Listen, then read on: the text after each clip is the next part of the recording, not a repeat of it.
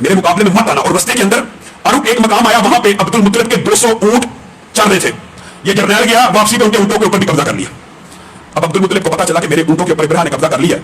انہوں نے وہ جو نفیل اور ذو نفر پہلے ان کے ساتھ جنگ کے اوپر نکلے تھے, ان کو اس نے قیدی بنایا تھا. عبد المطلب کو جانتے تھے. عبد المطلب ان کے پاس آئے, کہا اس سے میں ملاقات کرنا چاہتا ہوں, اس سے میری ملاقات کرائی جائے. انہوں نے ان کا تعارف کروایا کہ بڑے شرف والے ہیں, بڑی عزت والے ہیں, حاجیوں کو پانی پلاتے ہیں, کھانا کھلاتے ہیں, یہ خاندان, یہ فیملی ایسے ایسے. ابراہ نے ملاقات کی اجازت دے دی. اب عبد المطلب اتنے باروب شخصیت والے تھے, اتنے بلند قامت تھے, اتنے خوبصورت اور وجیح تھے.